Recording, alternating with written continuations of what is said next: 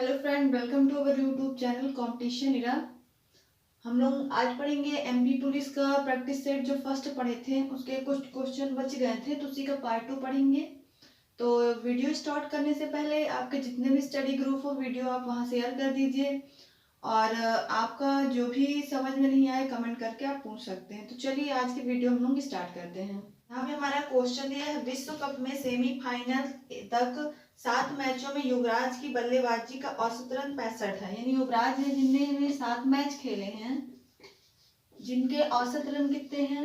65 run. ठीक है। फिर आगे बोला जा रहा है इसमें कि युवराज को 8वें मैच में कितने रन बनाने चाहिए ताकि फाइनल मैच में उसका औसत 85 हो जाए। अब यहाँ पे कहा जा रहा है कि जो फाइनल मैच है 8 मैच है ना, 8वां मैच, 8वें मैच में उन्हें कितना रन बनाया जाए ताकि उनका औसत कितना हो जाए? 85 रन हो जाए। तो अब हम लोग सॉल्व करना बस रह गया है, कुछ नहीं। इस तरह सवाल हम लोग जब औसत पढ़े थे तो उसमें क्वेश्चन में पढ़ चुके थे। इसका फर्स्ट टाइप ही होता है, बहुत आसान होता है, ज्यादा टफ नहीं होता है। तो अब 8 मैच, प्रत्येक मैच में उसने 85, औसत का मतलब होता है कि अगर 5 लोग रहे होंगे तो 5 लोगों में 85 बटा होगा। 1 2 3 4 5, इसको ही 85 मिला, इसको ही 85 मिला, इसको ही 85 मिला, इसको ही 85 मिला और इसको भी 85 मिला। इस प्रकार से, तो इस प्रकार से डायरेक्ट हम उसमें गुणा कर देते हैं जितनी संख्याएं, जितने मैच रहते हैं।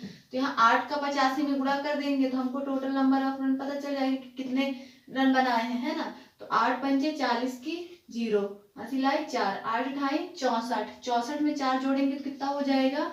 68 हो जाएगा। इतने रन हो गए। फिर अगली बार कितना है? यहाँ पे 7 मैच। अब प्रत्येक लोगों को 7 लोगों को, प्रत्येक लोगों को 65 मिला होगा तो 7 का 65 में गुणा कर देंगे तो हमको टोटल नंबर ऑफ रन पता चल जाएंगे। तो कर देते हैं 7 पंचे 35, 35 की 5, हाथ से लगे 3, 7 छंग 42, 43, 44, 45, यानी कितना आ गया है? 455, है ना। इधर अब यहाँ बोला है कि 8वें मैच में वो कितने ज्यादा रन बनाए। देख लेते हैं कितने ज्यादा। यहाँ कितना ज्यादा हो रहा है? 8 में 7 गए, एक मैच ये जहाँ यहाँ पे जो अंदर आएगा वही एक्स्ट्रा रन होंगे। यहाँ पे 10 में से 5 गए तो यहाँ 5 बचेगा, ये अपने हाथ से दे दिया। 8 में से यहाँ पे कितना जाएगा? 6 जाएगा तो कितने बचेंगे? 2, और यहाँ 6 में से 4 गए तो 2, यानी 225 रन जो है 8वें मैच में उसे एक्स्ट्रा बनाना पड़ेगा ताकि वो 8वीं पारी में उनका औसत कितना हो सके? 85 हो सके। आई होप ये आपको क्वेश्चन क्लियर हुआ होगा। अगले क्वेश्चन में चलते हम लोग। अगला क्वेश्चन यहाँ दिया है, 90 किलोमीटर की चाल से चल रही ट्रेन को 75 मीटर लंबे एक प्लेटफॉर्म को पार करने में 8 सेकंड लगते हैं। ट्रेन की लंबाई कितनी है? अब यहाँ हमको स्पीड दिया है। क्या दिया है? ट्रेन की स्पीड कितनी दी हुई है? 90 किलोमीटर पर आवर्स दिया हुआ है। फिर उसके बाद यहाँ पे क्या दिया हुआ है? 75 मीटर लंबा प्लेटफॉर्म, प्लेटफॉर्म की लंबाई दी हुई है, कितना है? 75 मीटर है ना। और ट्रेन की लंबाई हमको यहाँ पे ट्रेन की लंबाई को एल ही मान लेते हैं, जो कि हमको नहीं पता है।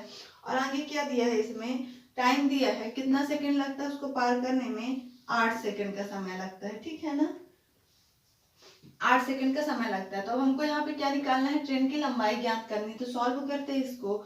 ये सवाल कैसे होगा? जैसे कि यहाँ पे हमको स्पीड दिया है, हमने पिछले वीडियो में बताया था distance equal to speed into time होता है। इसी सवाल से जितने टीएसजी एंड ट्रेन के चैप्टर के सवाल सॉल्व हो जाएंगे, है ना। तो यहाँ पे हमको स्पीड दिया है, प्लेटफॉर्म की लंबाई दिया है, ट्रेन की लंबाई नहीं दिया है। अब ये बताइए, कोई ये ट्रेन है, ये प्लेटफॉर्म है और ट्रेन भी रही होगी कुछ लंबाई उसकी भी, है ना। मान लेते हैं ये ट्रेन की लंबाई है। पहले तो जब ट्रेन ये जाएगी तो ट्रेन अपनी लंबाई पार करेगी, है ना, तब प्लेटफॉर्म की। इसी प्रकार क्या होता है? ट्रेन की लंबाई प्लस प्लेटफॉर्म की लंबाई दोनों को मिला देते हैं। टोटल यहाँ पे हमारी क्या आ जाती है? दूरी। टोटल डिस्टेंस बराबर क्या हो जाएगी? ट्रेन की लंबाई प्लस प्लेटफॉर्म की लंबाई, यही हमारी टोटल क्या हो जाएगी यहाँ पे? डिस्टेंस। तो ये याद रखना है यहाँ पे। चलिए अब क्वेश्चन को हम लोग सॉल्व करना स्टार्ट करते हैं। तो इसी फॉर्मूले में रखते हैं तो क्या हो जाएगा यहाँ पे? अब डिस्टेंस हमारी क्या हो जाएगी? ट्रेन की लंबाई एल प्लस प्लेटफॉर्म की लंबाई बराबर क्या हो जाएगा? स्पीड। स्पीड कितना दिया हुआ है? 90 किलोमीटर प्रति घंटा दिया हुआ है ना। अब यहाँ पे हम लोग देख रहे हैं कि ये मीटर में है, ये मीटर, तो हमारी स्पीड भी किसमें हो जाएगी? मीटर प्रति सेकंड में। और मीटर प्रति सेकंड में इसको चेंज करने के लिए किसका गुणा करेंगे? पीछे क्लास में बताए हैं 5/18 का गुणा करेंगे। इंटू समय तो हमको सेकंड में दिया ही है पहले से, तो इसको चेंज करने की जरूरत नहीं है, 8 सेकंड आ गया।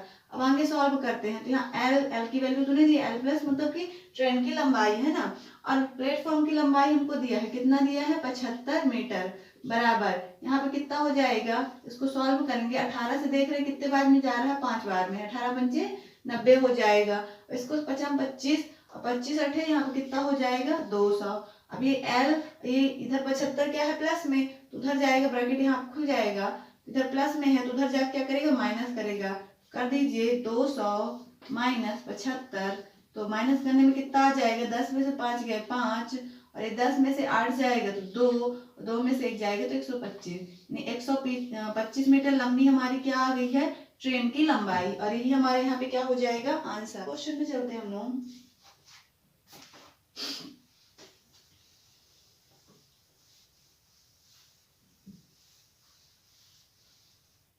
अगला क्वेश्चन दिया हुआ है 50 रुपए किलोग्राम वाले नमक को 80 रुपए प्रति किलोग्राम वाले नमक में किस अनुपात में मिलाया जाए कि निर्मित मिश्रण की कीमत 60 रुपए किलोग्राम हो जाए। अब हमको यहाँ पे दो प्रकार के क्या दिए हैं, नमक दिया है। पहला नमक दिया है 50 रुपए किलोग्राम का है, 50 रुपए प्रति किलोग्राम है, और दूसरा नमक जो दिया है 80 रुपए प्रति किलोग्राम है, ठीक है। और ये आगे दिया है कि उनका मिश्रण का अनुपात दिया है, जो कितना दिया है 60 रुपए प्रति किलोग्राम दिया हुआ है ना, किलोग्राम दिया है। अब ये बोल रहा है कि इनका अनुपात बताओ, कि एक 50 रुपए वाला नमक है और दूसरा 80 रुपए प्रति किलोग्राम वाला है, और दोनों के मिला देते हैं तो 60 रुपए वाला नमक बन जाता है मिश्रण का, है ना। ये किसका अनुपात दिया रहता है, बीच वाला मिश्रण का, पहला दूसरा, मिश्रण को हम लोग कहा रहते हैं बीच में, फिर ये तिरिया गुणा जैसे लगा के एरो बना के क्या कर देते हैं, इसमें से इसको माइनस करेंगे तो इसका आंसर कहाँ लिखेंगे, यहाँ, इसमें से इसको माइनस करेंगे इसका आंसर कहाँ लिखेंगे, यहाँ। बेसिक मेथड हम लोग जब एलिगेशन चैप्टर पढ़े हैं उसमें पढ़ चुके हैं अच्छे से, कि इसको बेसिक भी लगाने का तरीका क्या होता है। ये शॉर्ट मेथड होता है कि आसानी से इसके तुरंत जल्दी आंसर आ जाता है ना। तो 50 में से 60, अब 50 में से 60 जाएंगे, 60 माइनस 50 हो जाएगा। अब इधर जब करेंगे तो इधर क्या हो जाएगा, 80 माइनस 60 हो जाएगा कि नहीं हो जाएगा। 80 में से 60 जाएंगे तो यहाँ पे कितना बचेगा 20, और बीच में क्या आ जाएगा रेशियो, इधर 60 में से 50 जाएंगे तो इधर कितना बचेगा 10, इधर 0 से ये 0 कट जाएंगे, यहाँ आंसर फाइनल कितना आ जाएगा 2:1, और यही हमारा यहाँ पे क्या हो जाएगा अनुपात हो जाएगा और आंसर, ठीक है। तो ये भी आपको समझ में आ गया होगा। अगला क्वेश्चन देखते हैं।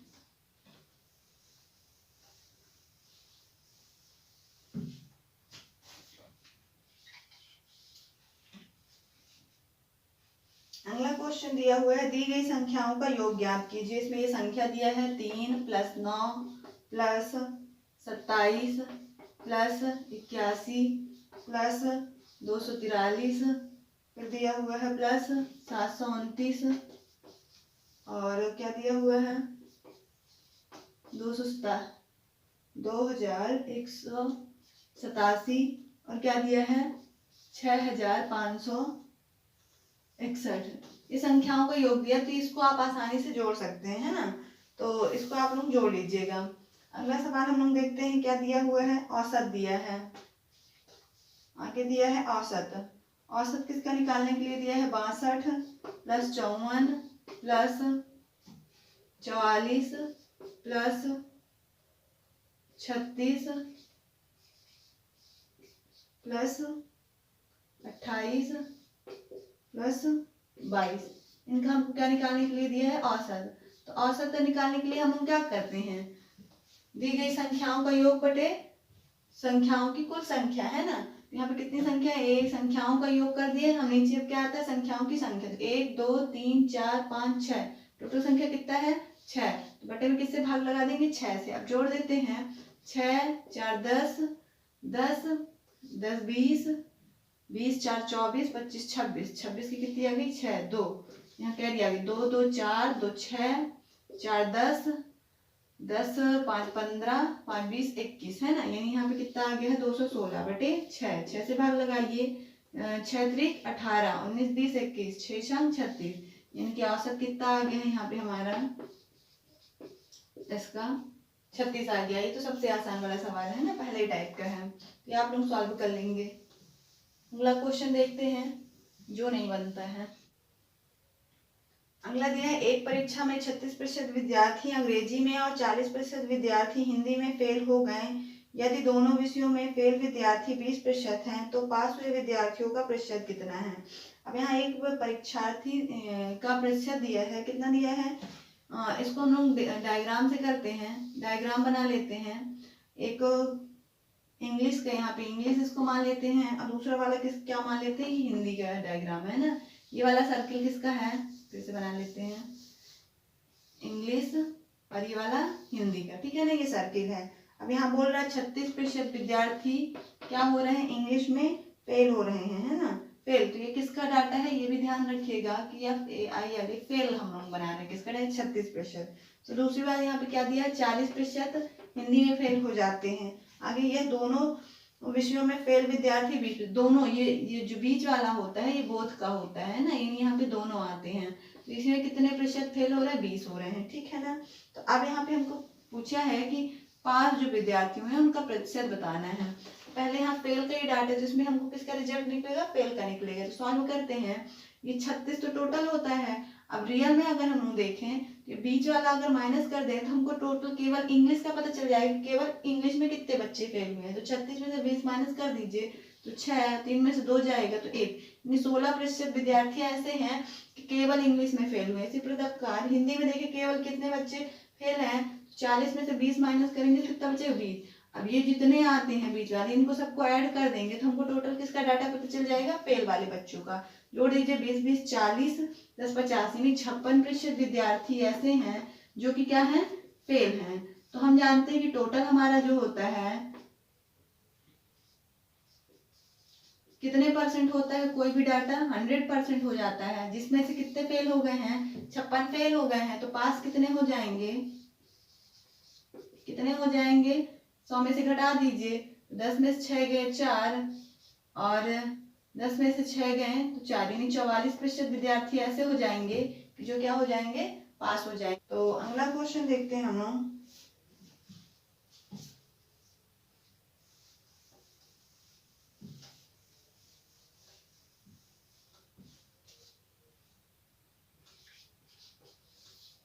अगला क्वेश्चन यहाँ पे दिया है, एक त्रिभुज का क्षेत्रफल 150 मीटर स्क्वायर है। एक त्रिभुज दिया हुआ है जिसका हमको क्या दिया है, क्षेत्रफल 150 मीटर स्क्वायर, ये दिया हुआ है हमको। फिर आगे दिया है, इसके आधार और ऊंचाई का अनुपात 3:4 है। इसका आधार मान लेते हैं, इसकी ऊंचाई बड़ा कोई बनाते हैं,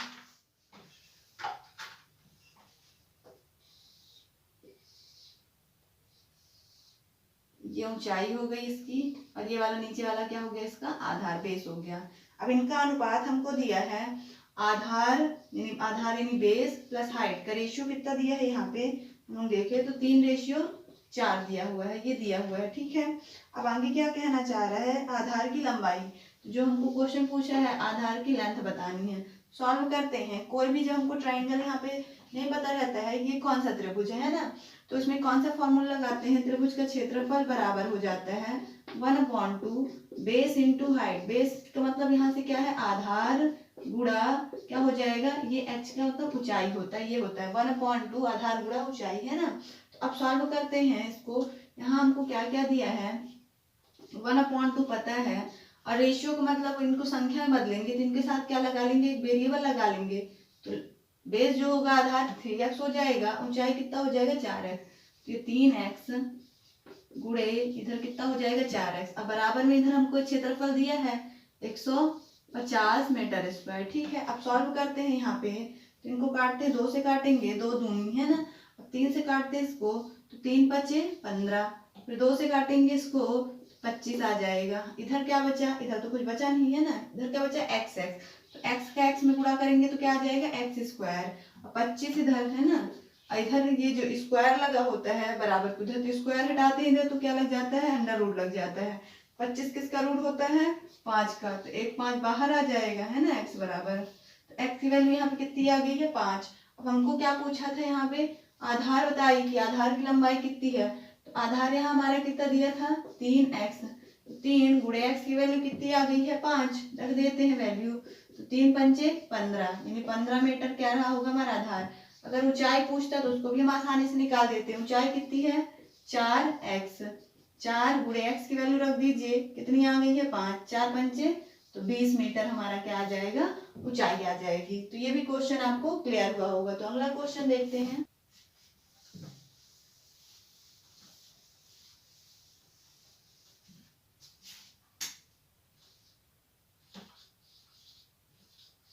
अगला क्वेश्चन यहाँ पे दिया हुआ है कि 2004 में एक नई शर्ट की कीमत 250 रुपए थी, जबकि 2005 में यह 400 रुपए हो गई।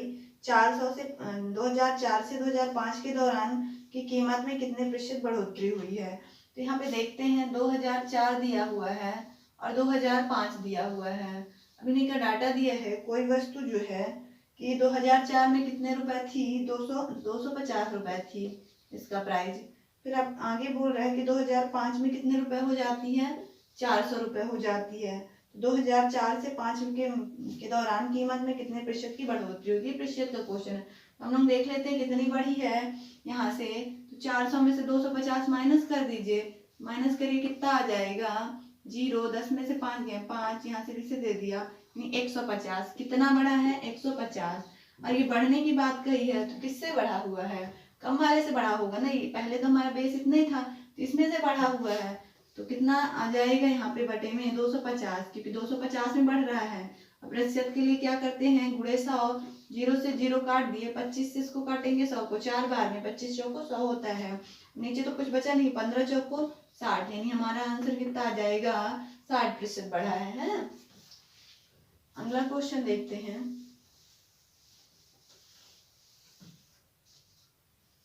अगला क्वेश्चन दिया है रवि के स्टैम्प संग्रह में 2/7 भारतीय स्टैम्प हैं और शेष विदेशी स्टैम्प हैं। भारतीय स्टैम्प का विदेशी स्टैम्प से अनुपात क्या होगा, है ना। भारतीय स्टैम्प दिया हुआ है यहाँ पे, कितना दिया है 2/7। अब ये जो बोला है जो शेष बचा है, इसमें से शेष जो है विदेशी है ना।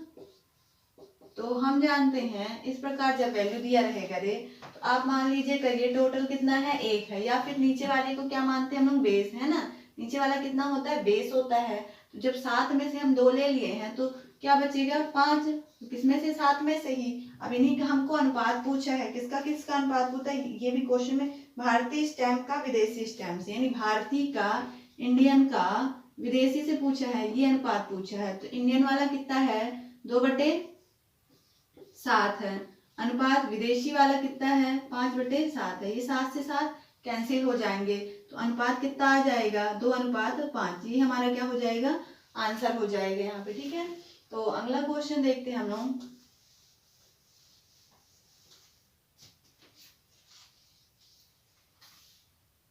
दूसरा क्वेश्चन दिया है हम 1/5 को किस संख्या से गुणा करें जिससे गुणनफल 9/25 प्राप्त हो जाए। यहाँ पे हमको दिया 1/5 में हम किसका गुणा करें, किसका गुणा करने का मतलब मान लेते हैं कि x का गुणा करेंगे तो कितना प्राप्त हो जाएगा हम लोगों को 9/25 प्राप्त हो जाएगा, है ना। तो अब आगे सॉल्व करते हैं। यहाँ x रखेंगे तो यहाँ क्योंकि हमको x हम मानेंगे कि वो संख्या है जिससे हमको गुणा करना है ना।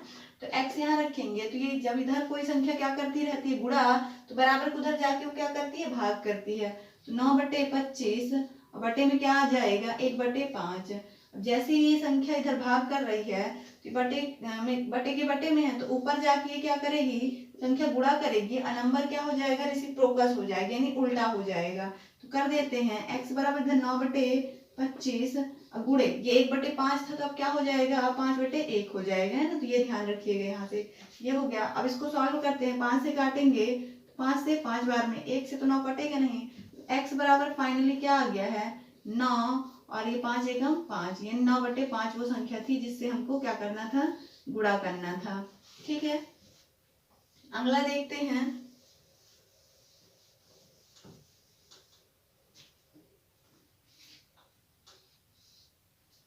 अगला दिया एक व्यक्ति एक वस्तु को 550 रुपए में बेचता है जिससे वह क्रय मूल्य का 1/10 लाभ प्राप्त करता है, उसका लाभ प्रतिशत कितना है। एक वस्तु को कितने में सेलिंग प्राइस दिया है एसपी दिया है, 550 में बेचना मतलब सेलिंग प्राइस होता है 550 रुपए दिया हुआ है, ठीक है।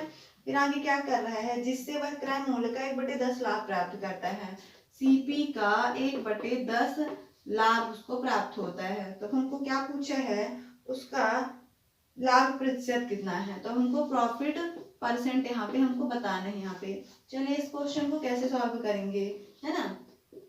तो अब आगे देखते हैं। जैसे हमने मान लिया कि यहाँ पे ये सीपी ही कितना है, 10 मान लेते हैं, ठीक है। थोड़ी देर के लिए समझिएगा, नीचे वाला क्या होता है, बेस होता है। तो हम यहाँ पे मान लिया सीपी कितना है, 10 है ना। 10 में 1 का लाभ, लाभ का मतलब 1 ज्यादा मिल रहा है, तो यहाँ पे हमारा क्या हो जाएगा, 10 में 1 का लाभ मिल रहा है यानी 11 का लाभ मिल रहा है, और 11 लाभ मिल रहा है तो 11 बटे क्या हो जाएगा, 10 किसका, सीपी यानी सीपी का ही है ना, बराबर जो कि हमको ये क्या दिया है, अब इसके बाद बेचेंगे यानी कि यहाँ पे कितना दिया है, 550 रुपए है ना, ये बेच दिए लाभ लेके। तो आगे सॉल्व करते इसको, तो 11 से काटेंगे कितने बार में जाएगा, 5 बार में 50, ये सीपी हमारे यहाँ पे कितना आ जाएगा, 500 रुपए आ जाएगा। अब हमको ये थोड़ी ना पूछा है ये, आप यहाँ पे सीपी बताइए, हमको क्या पूछा है, प्रॉफिट परसेंट। तो प्रॉफिट परसेंट हम लोग निकालते हैं, तो यहाँ पे कितने का प्रॉफिट हो रहा है, हम लोग यहाँ से यहाँ देखे तो 50 रुपए का प्रॉफिट हो रहा है ना। यानी खरीदा वो कितने में था, 500 में, बेचा कितना, 550 में।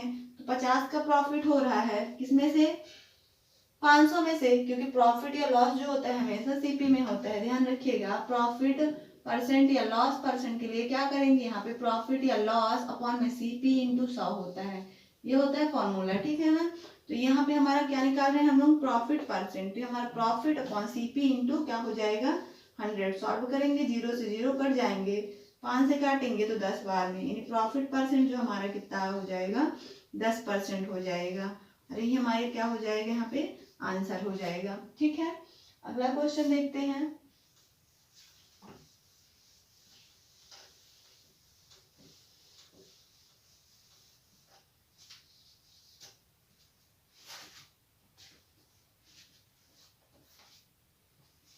अगला क्वेश्चन दिया है, यदि 3x + 2y = 12 तथा xy = 6, तो 9x² + 4y = कितना हो जाएगा।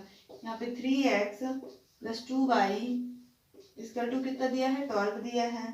फिर आगे दिया है xy = 6, और हमको पूछा है 9x² + 4y² = कितना होगा। तो ये रीजनिंग के लगते सवाल है ना। तो इसको देखते हैं कैसे करते हैं। देख रहे 3x और y बराबर कितना दिया है, यहाँ पे 12 है ना। तो इसको हम लोग देखेंगे कि यहाँ पे क्या, यहाँ पे लॉजिक लग रहा है बस, और कुछ नहीं है ना। और यहाँ पे ऐसी कौन सी संख्या ले लें कि जिनका गुणा करने में हमको 6 आ जाए। हम मान लेते हैं कि x बराबर क्या मान ले, 3, y बराबर 2 मान ले, तो इन दोनों को गुणा कर दें अगर, कितना आ रहा है, 6 आ रहा है, 3 दूनी 6 है ना। तो यहाँ पे अगर देखें 3 दूनी 6, 6 तो किया है यहाँ पे गुणा करके, 6 और 2 किया है, 6 दूनी यहाँ पे कितना आया, 12। इसी प्रकार यहाँ अगर हम लोग देखें, है ना, तो यहाँ हम लोग यहाँ पे जब x y बराबर दिया था, तो यहाँ x की वैल्यू कितना, इधर 3 था, इधर 2 था, वही दिया था, तो इधर x की वैल्यू कितनी हो जाएगी, 9, यहाँ कितनी हो जाएगी, y की वैल्यू 4 हो जाएगा। तो 9 चौको 36 है ना, 9 चौको 36, और 36 गुणे क्या कर देंगे, 2, 36 दूना 72, यानी यहाँ पे आंसर कितना आ जाएगा, 72 हो जाएगा, ठीक है ना। इस तरह ये सवाल का क्या हो जाएगा, हमारा आंसर हो जाएगा, ठीक है।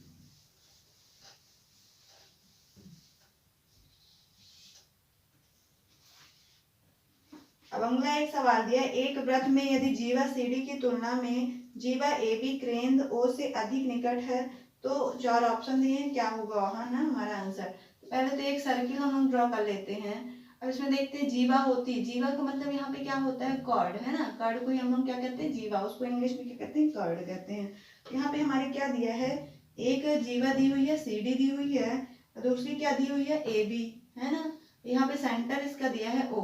अब ये कहना चाह रहा है कि वृत्त में यदि जीवा CD की तुलना में AB केंद्र O से अधिक निकट है, ये AB जो है अधिक निकट का मतलब क्या होता है, पास है। तो ये जो हमारा ये सेंट्रल हो गया, इसके कहीं पास ये AB रही होगी, ठीक है, AB और CD ये दूर रही होगी, मतलब कि इधर ये CD ये हो गया। तो अब आगे बोला है अधिक निकट है, तो यहाँ पे 4 ऑप्शन दिए हैं, कैसे कैसे ऑप्शन दिए हैं, AB is greater than equal to CD, फिर दिया है AB लेस देन CD, फिर दिया हुआ है A B greater than C D, फिर A B equal C D. अब ये यहाँ पे हमको पूछा है, 4 ऑप्शन दिए हैं, तो इसमें कौन सा ऑप्शन सेटिस्फाई होगा, है ना। तो यहाँ पे कहना चाह रहा है, यहाँ पे अगर ए बी बराबर सी डी, तो ये बताइए ए बी बराबर सी डी कहीं बराबर होगा? नहीं, ये तो गलत हो गया। देखते के साथ ही बराबर अगर होता तो एक दूसरे के ऊपर होती है ना, पास पास होती। कोई भी जीवा आपस में इक्वल नहीं होती है। और सबसे बड़ी जीवा वृत्त की क्या होती है? डायमीटर, जिसे व्यास भी कहते हैं। अब ए बी बड़ा है सी डी से, ए बी वाली बड़ी है, देख भी रहे होंगे, किससे बड़ी है? सी डी से, मतलब राइट आंसर हमारा यही हो जाएगा, है ना। तो इस प्रकार से ये हमारे क्वेश्चन का क्या हो जाएगा? आंसर।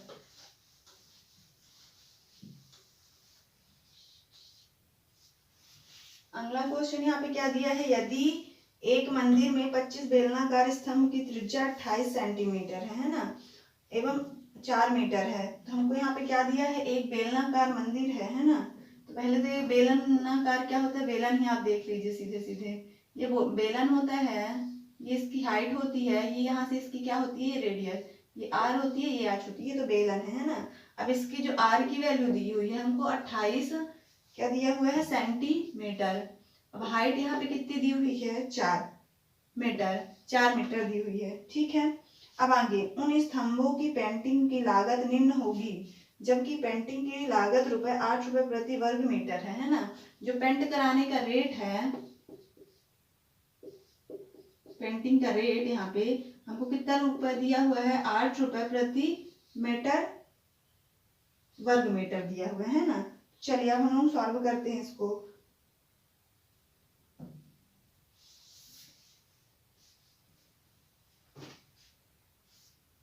अब यहाँ पे हमको पेंट कराना है, तो सबसे पहले इस बेलनाकार बिल्डिंग में क्या करना है? पेंट कराना है। बिल्डिंग कितनी दी हुई है? यहाँ पे 25 बेलनाकार, और ऐसे बेलन कितने हैं? 25 बेलन है ना। तो ये ध्यान देना है। तो सबसे पहले हमको यहाँ पे देखेंगे कि हमको पेंट कराना कहाँ है ना। इसमें उसके सर्कमफ्रेंस में एक होता है बेलन का आयतन होता है, बेलन का क्षेत्रफल। तो जब यहाँ मीटर स्क्वायर में दे देता है, यानी कि उसके हमको पूरे क्षेत्रफल में क्या कराना है? पेंट कराना है। तो बेलन का क्षेत्रफल क्या होता है? बेलन का क्षेत्रफल बराबर होता है 2 पाई आर एच होता है ना। तो ये आपको याद रखना पड़ेगा। अब ये आपसे बन गया तो सब बन जाएगा। यहाँ सॉल्व करते हैं। पाई की वैल्यू हमेशा होती है 22/7 होती है। यहाँ 22/7। आर की वैल्यू क्या दिया है? 28 मीटर। हम देख रहे हैं 28 सेंटीमीटर में, अगला वाला मीटर में है, तो इसको भी हम लोग मीटर में चेंज करेंगे। और मीटर में चेंज करने के लिए क्या करते हैं? बटे में 100 कर देते हैं। गुणे यहाँ पे क्या कर देंगे? ऊंचाई, ऊंचाई यहाँ पे कितनी थी? 4। अब ये तो हमारा क्षेत्रफल आ गया 1 का, और 1 का क्षेत्रफल कितना हो गया है? इतना आ गया। अब इसको गुणा भाग करिए या फिर काटिए, या फिर अब यहाँ पे इसी में हम लोग डायरेक्ट क्या कर देंगे? कितने का निकालना है? 25 का निकालना है, गुणे 25। तो अब ये पूरा हमारा क्या निकल आएगा? एरिया। और एरिया जैसे ही निकल आएगा तो एक मीटर स्क्वायर का हमको दिया है रुपए, कितने रुपए लग रहे हैं? 8। जो टोटल एरिया निकलेगा उसमें 8 का गुणा कर देंगे तो हमारा टोटल क्या निकल आएगा कि हमारा उतना खर्चा लगा। हम यही क्यों ना डायरेक्ट गुणा कर दें। कोई दिक्कत यहाँ तक समझ में आ गया होगा तो कुछ पूरा सवाल समझ में आ जाएगा आसानी से। अब सॉल्व करते हैं। 25 चौको 100, 4 से 4 कैंसिल हो गया, 7 से इसको काटते हैं, 7 चौको 28 है ना, 22 चौक 88 हो जाएगा ये। गुणे इधर क्या बचा? 8 दूनी 16 कर देते हैं गुणा। तो 16 अट्ठे 128 की 8 हासिल आई 12, 16 अट्ठे 128, 8 2 10 की 0 सिलाई 1, 2 2 4, और ये कितना हो जाएगा? 1, यानी 1408 रुपए क्या हो जाएगा? टोटल खर्चा, ठीक है ना। तो अगला सवाल देखते हैं हम लोग।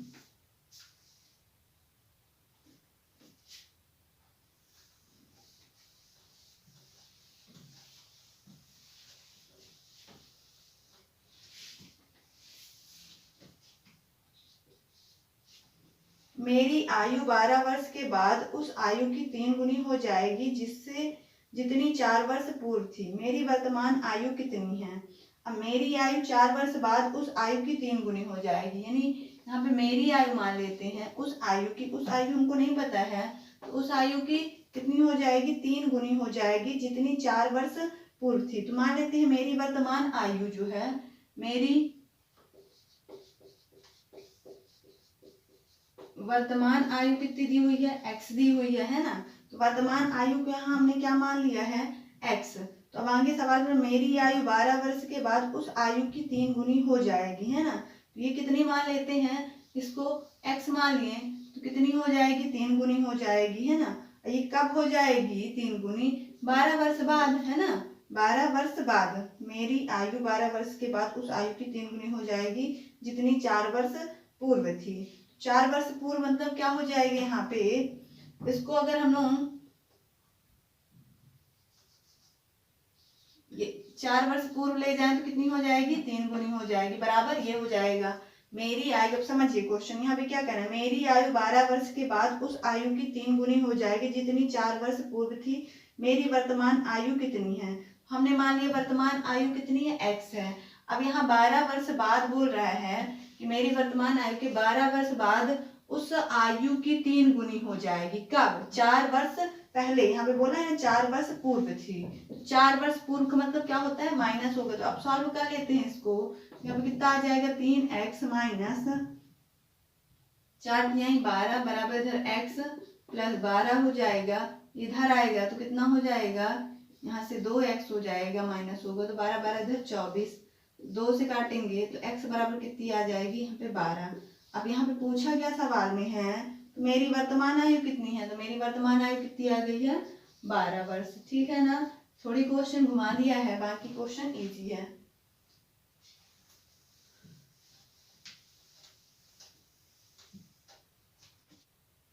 अब अगला क्वेश्चन यहाँ पे दिया हुआ है, क्या दिया हुआ है, एक छोटी से छोटी संख्या है जिसमें 1100 को गुणा किया जाना चाहिए ताकि वह गुणनफल पूर्ण वर्ग बन जाए, है ना। अब ये 1100 संख्या दिया है, इसमें बोल रहा है कि किस संख्या से गुणा कर दें ये संख्या क्या हो जाए, पूर्ण वर्ग बन जाए, है ना। तो यहाँ पे अगर हम इसके फैक्टर की बात करें तो 11 गुणे 10 इसको ले सकते हैं। तो पूर्ण वर्ग संख्या क्या बनती है, जब सभी संख्याओं का पेयर होता है ना। हम देख रहे हैं यहाँ 10 का पेयर बन रहा है लेकिन 11 का पेयर नहीं बन रहा। तो अगर इस संख्या में हम 11 का गुणा कर दें तो वो संख्या क्या हो जाएगी, पूर्ण वर्ग बन जाएगी। तो कर दीजिए, 11 का 1 2 1 होता है और डबल 0, यानी ये हमारा क्या हो गया यहाँ पे आंसर। तो हमको यहाँ पे पूछा क्या था, किस संख्या का गुणा करें, तो x बराबर हम किसका गुणा किए, 11, तो आंसर क्या हो जाएगा, 11 आ जाएगा, ठीक है। अगला क्वेश्चन देखते हैं और आज का अंतिम क्वेश्चन अगला दिया है, संख्या 1 2 3 से 25 में से संख्या के चयन करने पर उस चयनित संख्या के अभाज्य संख्या होने की संभावना है जबकि प्रत्येक दी गई संख्या के चयनित होने की समान संभावना है ना। अब यहाँ पे 1 2 3 डैश डैश डैश 25 तक क्या है उनको दी हुई है, संख्या दी हुई है ना। अब यहाँ अभाज्य संख्या होने की संभावना है जबकि प्रत्येक दी गई संख्या में चयनित होने की समान संभावना है। अब यहाँ पे हमको मेनली क्या बताना है, अभाज्य संख्याओं की प्रायिकता बतानी, प्रायिकता यानी प्रोबेबिलिटी। तो उसमें क्या होता है, पहले हम देख लेते हैं यहाँ अभाज्य संख्याएं कौन कौन सी होती हैं। तो अभाज्य संख्या 1 नहीं होती है, सबसे छोटी अभाज्य संख्या 2 होती है, 2 से तो 2 हो जाएगा, 3 5 7 और 9 नहीं होगा, 10 नहीं होगा, 11 13 13 के बाद क्या हो जाएगा, यहाँ पे 15 नहीं होगा, 16 नहीं 17 हो जाएगा, 18 भी नहीं होगा, 19 20 नहीं होगा, 21 नहीं होगा, 22 नहीं होगा, 23 होगा। यानी कितने नंबर ऑफ संख्या आ गई, 1 2 3 4 5 6 7 8 9, ये कितनी संख्या है, 9। और प्रायिकता जो होती है तो हम P से रिप्रेजेंट करते हैं। तो यहाँ हमको किसकी प्रायिकता निकालनी है, अभाज्य संख्या की। और किसी भी संख्या की प्रायिकता निकालने के लिए क्या करते हैं, ऊपर जिसका प्रायिकता पूछा जाता है तो उसको ऊपर रखते हैं, नीचे टोटल संख्या रखते हैं। तो यहाँ अभाज्य संख्या हमारी कितनी आ गई है, 9 अभाज्य संख्या बोला था। तो अभाज्य संख्या कितनी आ गई है, 9। टोटल कितने में से, टोटल संख्या कितनी थी, 25 में से। और यही इसको सॉल्व कर लेते हैं, क्या कट रहा नहीं कट रहा, तो यही हमारा 9 बटे क्या आ जाएगा, 25 आंसर आ जाएगी। अभाज्य संख्या आने की संभावना कितनी हो जाएगी, 9 बटे 25। तो अब यहाँ से हम लोग खत्म करते हैं इसको, है ना। जो भी क्वेश्चन होंगे तो उनको आगे देखेंगे और न होंगे तो दूसरा सेट स्टार्ट करेंगे। तो अगर आज की वीडियो आपको पसंद आई है तो प्लीज़ वीडियो को लाइक, सब्सक्राइब एंड शेयर कीजिए ज़्यादा से ज़्यादा अपने दोस्तों को, है ना, ताकि उन्हें भी इसका फ़ायदा मिल सके। धन्यवाद। आज के लिए मिलते हैं।